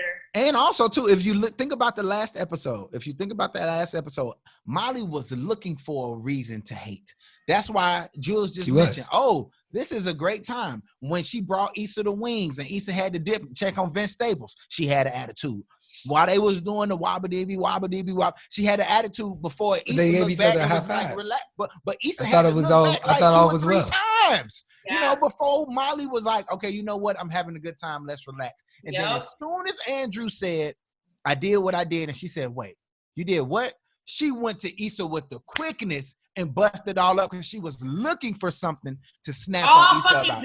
All fucking season. All season, really. All season, yeah, because even her assuming and rolling her eyes because Lawrence had walked out and Issa needed to leave. She don't even know what was going on. She don't even know what they was talking about. Exactly. Same thing with her and Condola. Like, she mad at Condola. So we can all agree that Molly's the worst person. Molly can we also agree that Issa should have hit her up? I think that Issa could have, yes. I don't agree with that. Fuck no. No. But you would have, Ray. You yourself would have. That's me, though. That's me. You know what? But you know what? Issa's not really confrontational. She's not. So but at the same time, that's what makes it like shady to me. Because I'm like, you were supposed to do. No, I don't think so. I think Issa's not one of those people like that. So she wouldn't text Molly. A bitch like me, I would have texted her like, hey, bruh, this is what's happening. Sorry, but I had to do what I had to do. Because I don't care about someone coming at me on some other shit. But, like, she's not that personality. But she was about to whip Molly ass, though. She was about to whip Molly. She was about to give Molly these hands. They ain't real. I think random guns just came out of nowhere. I would have slapped her for sure for fucking me up, for fucking this. But then she ruined the whole thing. So I'm interested to see this week's episode. I'm really interested to see how it's gonna play out. That was definitely one of the best episodes in a while. I did hear episode 7, which is not this upcoming one, but the next one. When they were doing the promo for when the season was about to premiere, she went on live with a bunch of them, and everyone was really excited about episode 7. So not this week, next week. Yeah, which is great because if we left off on this and they're talking about others, this should be. Oh yeah, it should be good. But you want to know why this episode was good, bro? Why? Because there wasn't these dueling storylines in part. Yeah, it was just about one, this the last time. I'm like, if you have a dramedy that's 30 minutes, it's so hard for us to keep up with 4 different storylines because they're only getting 4 minutes apiece. Mm-hmm. There's so many questions. Next thing you know, the show's over with. The next show's gone. So like, we didn't have to worry about Lawrence this time. We had 2 people, and we got to see the full experience. And it was I need a Lawrence good to fucking come episode. back. Yeah, but what was Lawrence? Why he didn't show up? Why you need Lawrence to come back, huh? Because I would love to see what him and Issa got. What Fuck him and Jay Issa. Ellis, bro. But I'm saying, like, I'm not why wasn't I said, he at the fuck block Jay party? Ellis. I'm not hating. Just hating. I'm just hating a little bit. Don't mind me. Was he not at the block party because he knew Condola was going to be there? Ooh, probably. They didn't bring him up. I would love to see what you guys. Why would he go? I don't know why he would go. Because he wants Issa Rae back. Right. If he went, that would like confirm that. As a man, you're like, I can't do that. Because at the man, he's trying to tell himself that he don't want Issa. You said, how do we feel of what? How do you guys feel about if Lawrence did get back with Issa? Didn't or did? I think if Lawrence got back with Issa, he'll be on a decline because to me, Issa didn't bring out the best in him. Nope. I don't think so. If she did, he wouldn't have been on the cast for 2 years. I also think it's hard to like I haven't been in a situation where I was quote unquote leveling up with someone. I was doing it on my own. I don't think that I could take the mindset that I'm in now and give it to someone that I knew back then. Because it's just very different. What you think? So you team Issa and Lawrence. That's what it sounds like. I would like to see that happen only because I felt really bad for Issa in the sense of Lawrence finally leveled up and she didn't get any of it. She didn't get supposed to. That happens in all the relationships. Relationships. Yeah, but so why I would like to see it fucking happen. That's my thing. I don't know if he's going to be able to. He's not going to be able to have that leveled up mindset with her just because he's going to naturally go back to what he's always done. Exactly, because if he were to have it, it wouldn't have taken him 2 years to get there. He broke up with Issa and then he took off. So if he gets back with Issa, who's to say?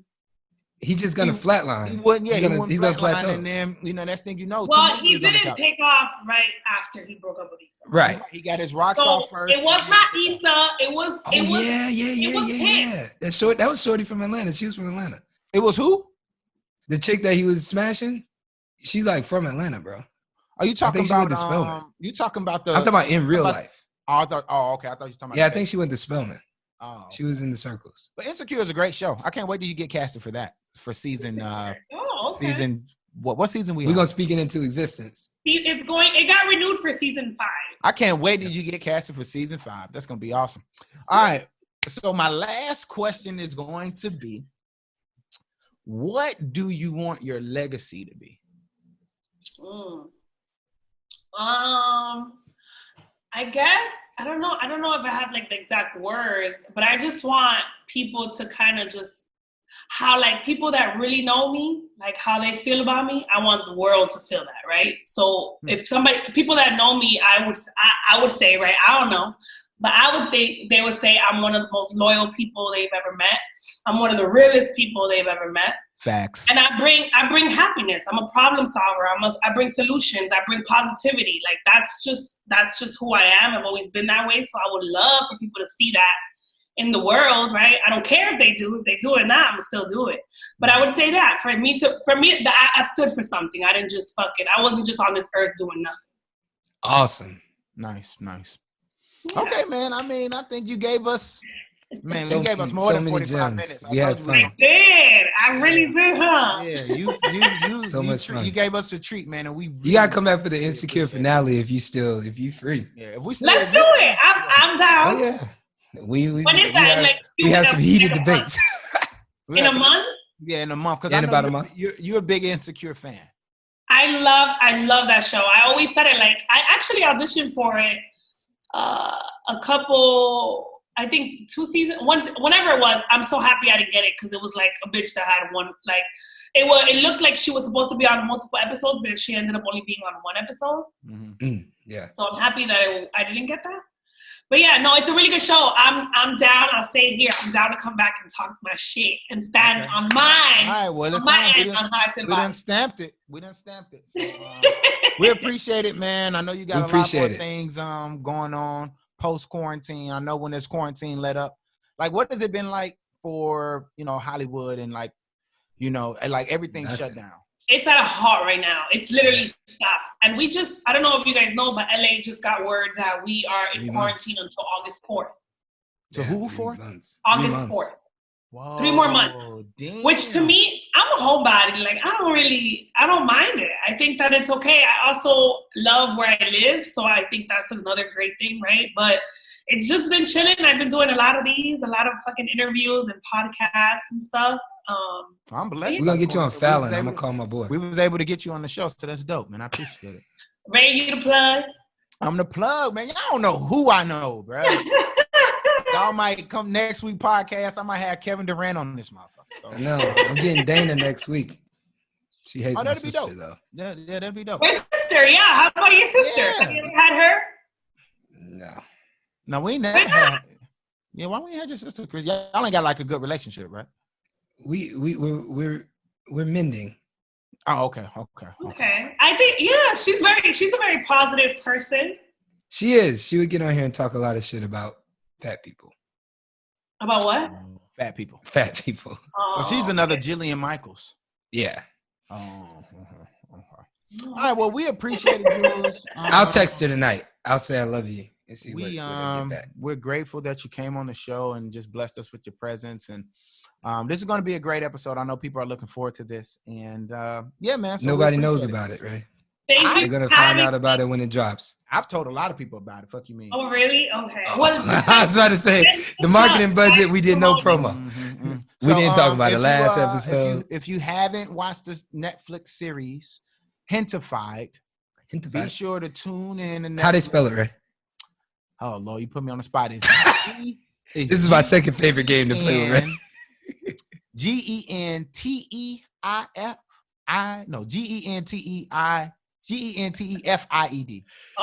Okay. I thought I was going to see if you were going to look at the pillow. She's got the pillow. Yeah, that's why I covered it. Yeah. I close my eyes. I can't. That's well, right, thank you guys for having me. I appreciate y'all. Okay. Yeah, man. Truth Crew, tell us what you think. Where can they follow you on the social mediums? Oh, I'm La Julissa, LA Julissa. Okay. La Julissa. La Julissa. La Julissa. Yeah, it's not LA like Los Angeles. It's La. Like La is like the. Oh, you schooling us on like the Spanish today. Like that's before you get your Duolingo. You need to get your Spanish up. I need to, man. My company's based out of Guadalajara. I need to, for real. I talk to Spanish people all day. And how much Spanish you talk? None. It's like when I come into the meetings, they switch to English. When I leave the meetings, like one time I had to go to the bathroom, I came back. I was like, what are these niggas talking about? What is the most you can say in Spanish? Hola, ¿cómo estás? Muy bien, ¿y tú? I'm not conversational, but I can I travel to like South America a lot, and they'll talk, and I can always kind of figure out what somebody's trying to tell me, but I never know how to respond. Oh, okay. So you know what's being said, but you don't know how to. Yeah, and I don't know what there's. It's just I don't know. I just hear it a lot, so like you can tell. I don't know. What does Acarico mean? It's like everything. You have to practice it. Like if you don't hear it and you ain't practicing, you're not gonna get it. Right. Mi español es poquito. Fuck you mean? Stupid as hell. All right, but man, we appreciate it. Thank you so much. I love you so much. Thank you. I love you, Ray. Thank you for having me.